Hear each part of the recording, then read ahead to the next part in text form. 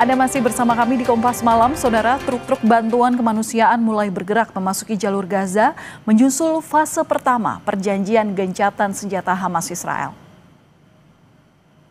Sejumlah truk bantuan dari Mesir tiba di perlintasan Harem Shalom, Israel, yang kemudian diperiksa sebelum memasuki wilayah Gaza.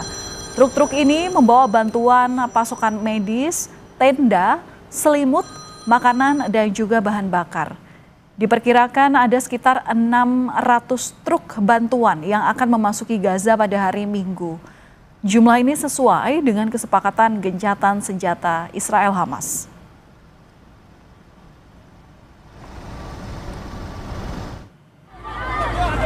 Namun kekacauan terjadi saat truk-truk bantuan ini memasuki wilayah Khan Yunis di jalur Gaza.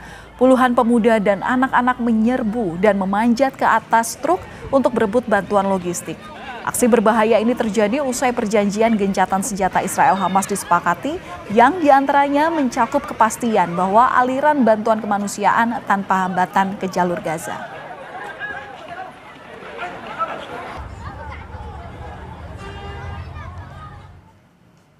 Pasca gencatan senjata Hamas dan Israel, aktivitas warga berangsur normal.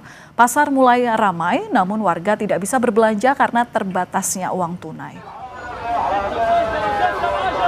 Di bawah tantangan ekonomi yang sangat besar, mulai dari kekurangan uang tunai dan melonjaknya harga, kota Gaza kembali ramai. Salah satunya di Pasar Al-Saraya di pusat kota Gaza. Pedagang di sini mulai memajang barang dagangan mereka, sementara warga menjelajahi kios untuk mencari kebutuhan pokok. Meski harga barang-barang masih rendah, warga masih belum bisa membeli kebutuhan pokok mereka karena kekurangan uang tunai.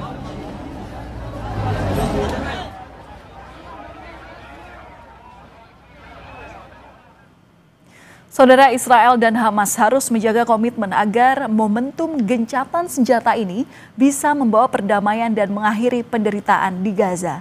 Kita akan berbincang dengan Guru Besar Ilmu Sejarah dan Geopolitik Timur Tengah Universitas Indonesia, ada Prof. Yon Mahmudi. Selamat malam Prof. Yon, salam sehat selalu. Selamat malam Mbak Valen. Ya, Prof, terkait kesepakatan damai rencana fase pertama untuk mengakhiri perang di jalur Gaza, Trump di sini yakin bahwa gencatan senjata Israel-Hamas ini bisa bertahan. Apa yang bisa menjamin hal itu?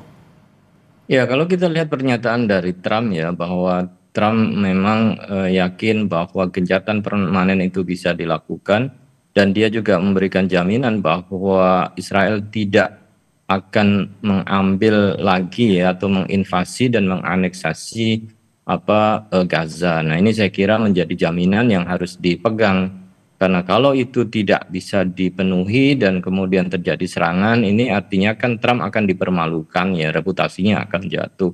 Nah, ini saya kira menjadi salah satu bagian penting ya, bagaimana Amerika sebagai garantor untuk memastikan bahwa gencatan senjata itu akan mengarah kepada gencatan senjata yang permanen, termasuk nanti sampai pada akhirnya dari titik yang paling ideal itu akan ditarik pasukan Israel yang ada di Gaza sampai pada tahapan berikutnya secara keseluruhan, dan nanti akan digantikan oleh pasukan penjaga perdamaian. Jadi kalau kemudian fase itu sudah sampai mulai terjadi penarikan ya pasukan Israel di wilayah Gaza yang didahului oleh pertukaran tawanan ya kedua belah pihak, saya kira itu akan mengarah kepada perkembangan yang positif. Tetapi kalau kemudian setelah pertukaran tawanan kemudian ada yang mencederai, dan kemungkinan ya dengan track record Israel itu bisa saja terjadi, maka ini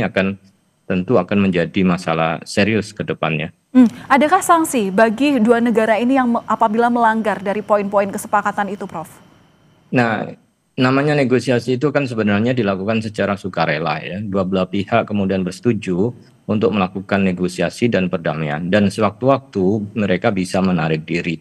Tetapi setelah ada komitmen ditandatangani dan disaksikan oleh pihak-pihak mediator dan juga penjamin, harusnya kemudian mereka melakukan dan menepati apa yang sudah disepakati. Kalau adalah salah satu dari pihak katakanlah Israel atau mungkin dari pihak Hamas kemudian mengkhianati dari perjanjian itu, tentu sanksinya adalah ya dari negara yang kemudian menjadi mediator, terutama Amerika yang berkepentingan, Donald Trump yang berkepentingan bahwa Amerika akan menjadi deal maker, akan menjadi peacemaker, ya, pembuat perdamaian di kawasan Timur Tengah. Nah, itu saya kira sanksinya lebih kepada kaitannya hubungannya dengan Amerika, karena Trump sendiri menginginkan bahwa masalah di kawasan ini, konflik antara Israel dan Palestina ini bisa segera diselesaikan dan tidak ada lagi perang yang berkepanjangan. Ya, itu juga harapan seluruh bangsa pastinya. Prof, tapi selain komitmen dari kedua negara ini, hal apa lagi yang bisa berpotensi merusak kesepakatan ini, Prof? Nah, saya kira kan kita akan lihat pada fase pertama ini ya, setelah kemudian tidak lagi ada serangan 24 jam setelah ditandatangani, setelah itu kan akan dilanjutkan dengan pertukaran sandera yang ada di Gaza, kemudian diikuti oleh pertukaran tawanan yang dimiliki oleh Israel. Nah, dari situlah kemudian akan dilihat pasca kedua, karena setelah itu Israel akan diminta untuk menarik diri pasukannya di wilayah sekitar 53% wilayah Gaza, ditarik ke wilayah garis ya, yang disebut dengan wilayah garis kuning ya. Nah, disitulah nanti akan dilakukan masuknya pasukan perdamaian. Nah, ketika di fase ini ternyata kemudian Israel yang tujuannya adalah untuk mengeluarkan dan mengembalikan tawanan dan selalu ingin menghancurkan Hamas sebagai musuh mereka. Nah, ini nanti akan terjadi persoalan apabila itu tidak kemudian dari awal dikawal secara baik.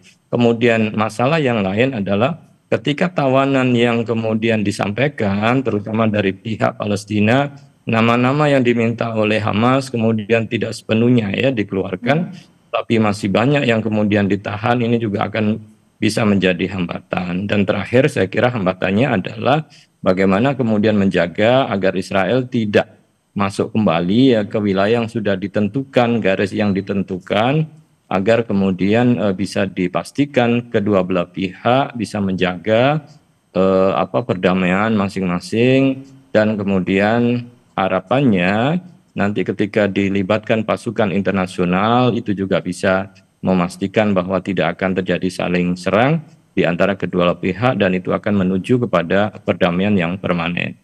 Ya, Prof, selain gencatan senjata, kemudian juga kita nantikan pertukaran sandera dari kedua belah pihak ini, apakah hal-hal ini memang bisa menyelesaikan masalah utama di Gaza? Nah, tentu kemudian akhir dari negosiasi itu kan bagaimana mewujudkan ya aspirasi dunia internasional yang menginginkan two state solution. Artinya ketika kemudian pasukan Israel sudah ditarik sepenuhnya, kemudian setelah itu pasukan penjaga perdamaian sudah masuk ke wilayah Gaza, maka akan dilakukan pemerintahan transisi. Nah, pemerintahan transisi inilah yang memungkinkan untuk kemudian terwujudnya kemerdekaan Palestina. Nah, kalau ini yang tercapai, tidak ada hambatan yang berarti, kemudian Amerika dan negara-negara mediator lainnya bisa menjamin bahwa semua akan berjalan secara smooth ya, walaupun tentu perlu waktu dan perlu kerja keras, maka ini akan menjadi solusi ya bagi rakyat Palestina dan tentu juga solusi bagi Israel, agar kemudian kedua belah pihak itu ya bisa koesisten hidup berdampingan dalam skema two state solution. Harapannya dengan two state solution itu persoalan Palestina dan Israel itu bisa diselesaikan. Tapi tentu perjalanan ini cukup panjang dan terjal, dan banyak beberapa tantangan yang memang harus dihadapi. Oke, two state solution ini memang jelas secara narasi, tapi kadang ini juga masih mengkhawatirkan karena komitmen itu lagi yang kemudian kita kejar untuk bisa mewujudkan perdamaian dari dua negara. Sejauh ini, Prof, track record peran Indonesia dalam mendukung hal ini seperti apa? Nah, tentu kan kalau kita lihat perjalanannya bahwa Pak Prabowo yang mewakili Indonesia kan sudah terlibat di awal ya dalam proposal 20 itu yang disampaikan oleh Trump. Dan mereka memberikan apresiasi atas peran Indonesia. Nah, ke belakang kan juga pada masa pemerintahan sebelumnya, Bu Retno juga kan sudah sangat kuat dukungannya terhadap Palestina. Nah, tentu sekarang ketika posisi negosiasi, maka peran Indonesia saya kira harus tetap diperkuat dan dipertahankan agar tetap masuk ya di dalam negara yang membidani dan juga melahirkan perjanjian dan negosiasi. Nah, posisi Indonesia yang dianggap lebih netral begitu ya, karena tidak memiliki kepentingan Ya. geopolitik, selain kemudian mendukung adanya sebuah perdamaian menjadi sangat penting sebagai alat kontrol untuk melihat apakah selama ini perjanjian itu menguntungkan ya dan bersifat adil ya kedua belah pihak dan tidak condong kepada Israel saja contohnya, karena Amerika tentu sangat dekat dengan Israel. Nah, peran ini saya kira menjadi penting dan Indonesia sih harusnya menjadi bagian pertama yang mengirimkan pasukan perdamaian, karena komitmen Pak Prabowo kan menyampaikan bahkan 25.000 bisa dikirimkan bahkan lebih, dan termasuk juga komitmen di dalam hal pendanaan. Nah, ini saya kira menjadi Untuk rekonstruksi Gaza itu sendiri ya Prof ya? ya, saya kira itu juga ya bagian dari Oke. itu ya untuk melakukan rekonstruksi, karena pasca wilayahnya sudah menjadi lebih relatif aman, maka tentu akan dilakukan rekonstruksi dan itu perlu waktu dan saya kira biaya yang cukup besar ya di dalam membangun kembali wilayah Gaza. Baik, terima kasih Prof.